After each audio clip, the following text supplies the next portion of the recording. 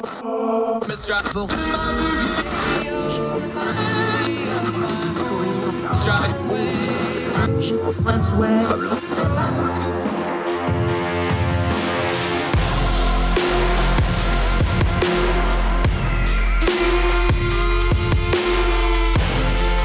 your host, Andrew Donaldson. This is Heard Tell. Welcome back to Heard Tell. Okay, been a minute since she's been here, but she's been here a couple times before. Thrilled to reconnect. She was busy getting yet another advanced degree because she's just that sort of smart. Good friend of ours, Young Voices contributor, Cassandra Shand is back on the program. Welcome back. Been a while. Yeah. Thank you so much. I'm happy to be back. She just finished up yet another master's degree at the University of Chicago in public policy. She also went to a little school called Cambridge, you might have heard of. I guess if you have to go to school overseas, that's not too shabby. And went to some place called UCLA. Really sharp young lady. We always enjoyed talking to her. Let's talk something kind of semi-domestic because it's only 90 miles off the coast, but it's been a thorn in the side of the U.S. policy, and it's been a rough road for its people for many, many years. Cuba hasn't been getting as much press in the U.S. as it normally would. There's been other issues going on, but things are getting kind of ugly down there, aren't they? Yeah, I've heard some people discuss it as kind of like the worst humanitarian crisis Cuba's faced in the past 100 years. So definitely something to be concerned about here in the U.S., I think. Now, that's saying something if that is accurate, considering everything that's gone on there over the last 100 years. Mm-hmm. Let's start with this because I want to start big picture before we get into the current economic crisis and the healthcare crisis and the fuel crisis. Some of that's universal to other parts of the world. Some of it is unique to Cuba because of the situation they're in. I want to start big picture, though, because our socialist democratic friends love to talk about Cuba, and they will blow off any problems that Cuba's having. It's like, well, of course they're having problems. There's an embargo. Now, we know the embargo isn't what it used to be. There's semi-relations. It's formal. It's informal. It changes. In fact, we're going to talk in a minute. Breaking news just a couple of days ago, the Cuban government on financial reforms letting U.S. money back into the country. We'll talk about that in a minute. Turn down the noise on that, though, because, of course, the embargo has an economic effect. That's why it's there. What's the status of that? What's noise? What is the embargo? What is the bad policy of the government? Where's the ratio on that so we can kind of get to the truth of what's actually going on there before you get to the specific issues? Yeah, I mean, Cuba has an embargo, or we have an embargo currently in place against Cuba. There definitely is a lot of noise around kind of like how exactly is the U.S. kind of sticking its thumb on Cuba for no reason. That's the first thing. And secondly, what is the U.S.'s fault? What is Cuba's fault? What Cuban government's fault, right? I think there's an interesting stat. I think Russia has loaned, I think 2 years ago, they loaned to Cuba over $1 billion to improve its infrastructure, and Cuba, the money is gone. That's vanished.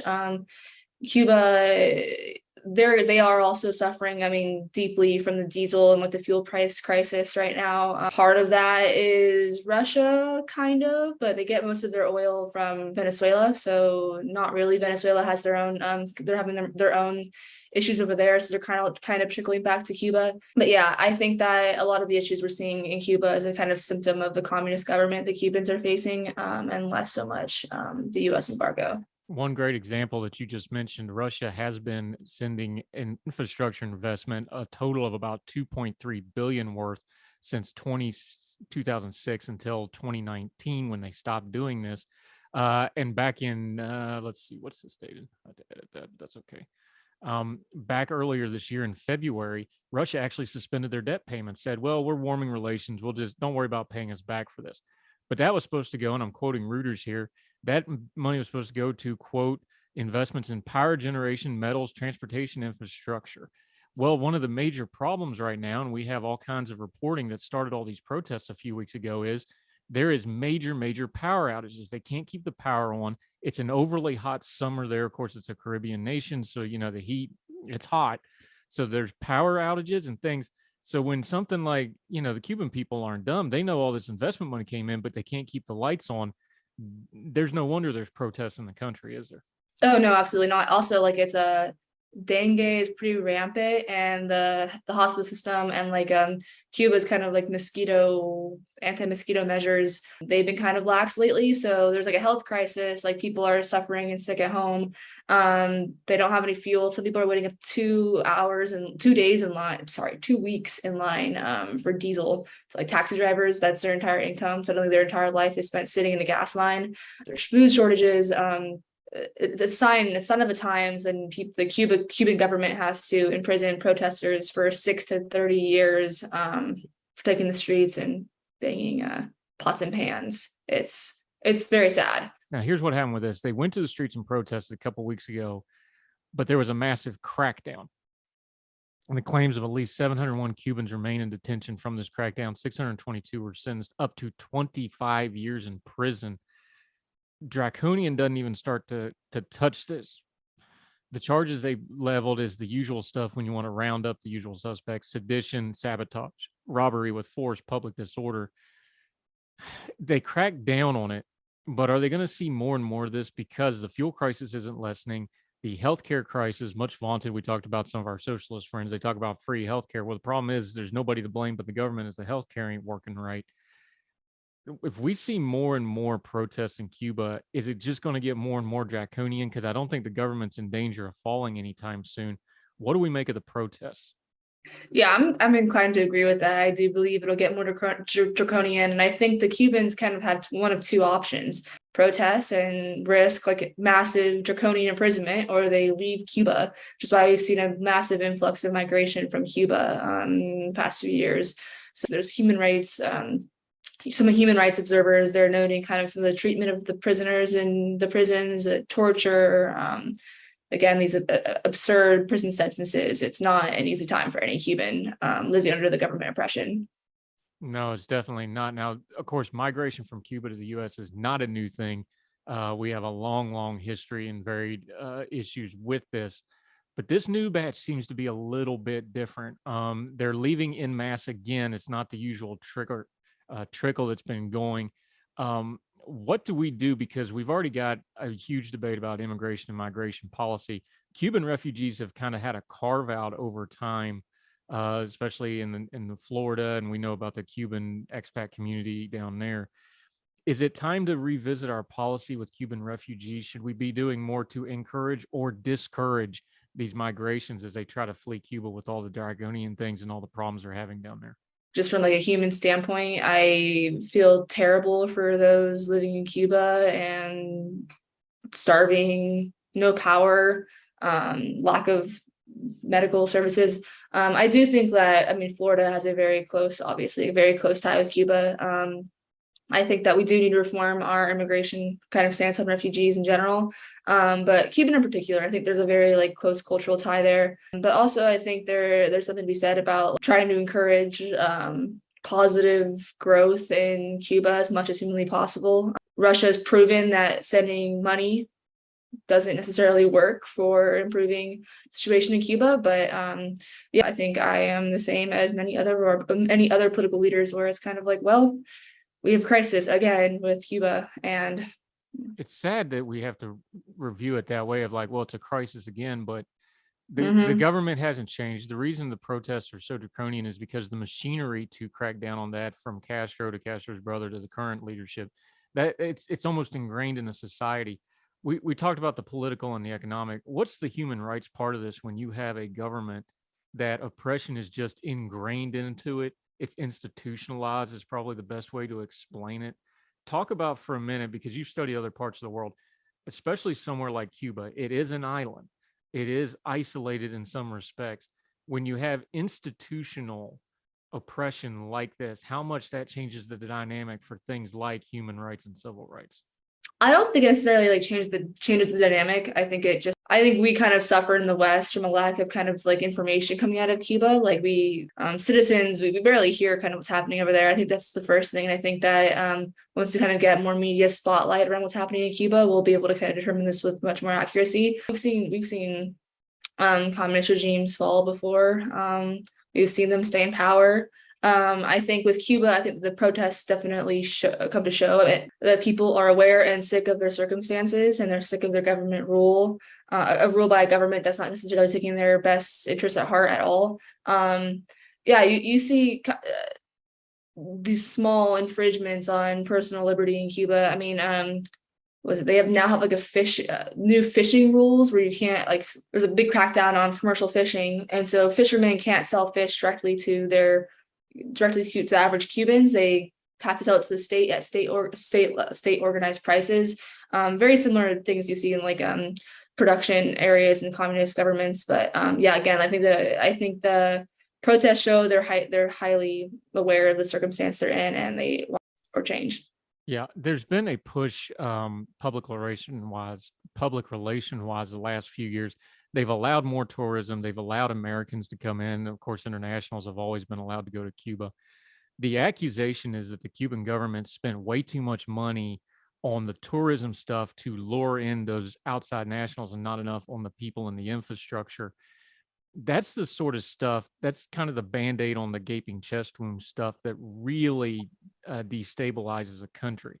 So then you start putting power outages and fuel shortages on top of it. Like we said, we don't think the government's going to fall anytime soon. The potential for civil unrest, though, is really getting multiplied by the day with all these current problems, isn't it? Yeah, absolutely. I think back to my little fish discussion. Apparently the average Cuban, they're only allowed freshwater fish, like catfish, but they see tourists eating swordfish and all the nice fish caught right off the coast of their island country. So I think that kind of stuff kind of puts sand in the wound, so to speak.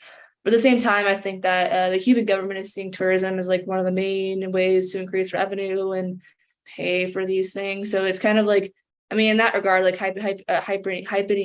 ramping up tourism is definitely a way for the Cuban government to kind of allocate funds where they're lacking. But I mean, for the average citizen, it just looks like tourists have more right to live and thrive in Cuba than they do.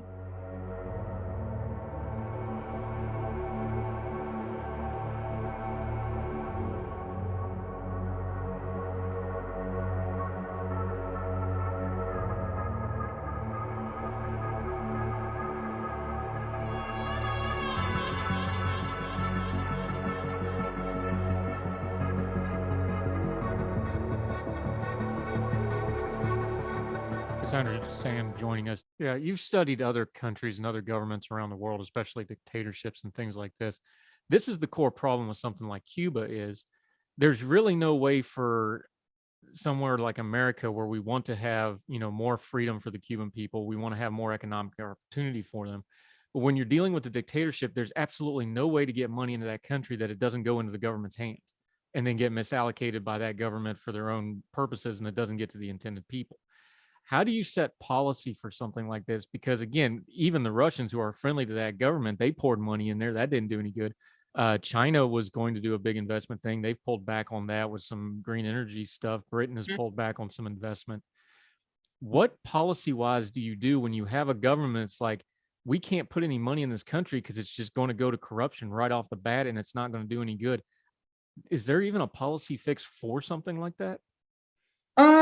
It kind of depends. I think some of these massive investment projects, encouraging construction and development of these projects and closely monitoring it from a foreign government, that occasionally works, but not too often. And I think I think China and Britain and Russia are thinking, this might not work here.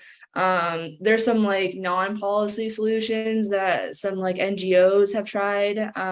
They do small cash donations to the individual Cuban people.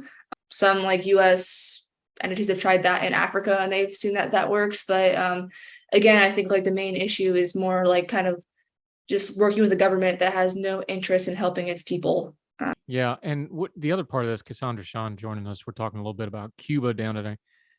Why do we have kind of a cognitive dissonance as America when it comes to Cuba? This is, I mean, you're almost swimming distance off the coast. This is only 90 miles off the coast. That's a short plane ride. It's a decently short boat ride.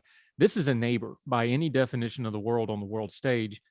And yet we pay very little attention to it. And I know some of that's just stalemate because, the Communist Party and the American government, they haven't gotten along. It's been this way for so long. I think some of it's just probably, apathy and inertia.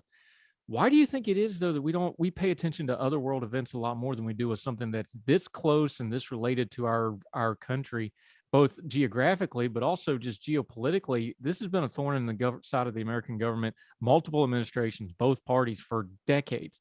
And we don't seem to really want to do anything about it and just kind of deal with the status quo. I wish I had an answer. You're right. I think there's there's definitely a lot of pushback right now about like how much attention we give Ukraine and we give other issues abroad. But yeah, we do Cuba is so close to us. The Cuban diaspora in Florida is, thriving. So it's very similar. I grew up in San Diego. We're neighbors to Mexico. It's like you hear about issues down south, you see them occasionally day to day interacting with people year round, but we don't do anything as a country. And I think it's a shame. It's interesting you bring that comparison up because, I've been to San Diego. You go to Imperial Beach, you just walk down the beach and then there's a wall. And it's like, oh, normally a beach doesn't have a wall. It's kind of shocking if you're not from there, or you go to I forget the name, the shopping mall where half the parking lots in Mexico. Las Americas, there's a freaking wall right there. And you're just not used to seeing walls like that. Is it just out of sight, out of mind, where it's just far enough over the horizon? We don't have walls, but then we have we talk about the southern border. This is an immigration crisis. It's a migrant crisis. It's a human rights crisis. Is it just that it's just enough out of sight, out of mind that you don't have, like we have the images coming across the border and stuff, and it's a smaller amount of people, of course. Is that it? Is it just an optics thing? I think it's two things. I think like Mexico is not a communist government per se. And so like they're okay with almost showing some tendencies, so you might want to hold that thought. No, yeah, the status quo right now has journalists are allowed to travel to Mexico. You hear stories right across the border from at those areas in San Diego, let alone the border where you can communicate with Mexican nationals and American nationals, but you don't really see that. I think the water is enough of a separation where it really kind of it does create a massive barrier. And then you have a government that has no interest in necessarily entertaining bad press. So it's a combination of it. And then at the same time, you have our media where this issue is barely covered in the news, barely covered. You barely hear about it. Let's talk globally just 1 second. Let's zoom back out like we did when we first started to kind of wrap this up, though, is everybody's having fuel problems. Everybody's having food problems. There's a global financial crisis going on. Talk about worldwide how it shows up places like Cuba, places like Sri Lanka. We've been covering a lot on this program. The countries that are already under stress when something like fuel shortages, like the Ukraine war, like food shortages from the Ukraine war.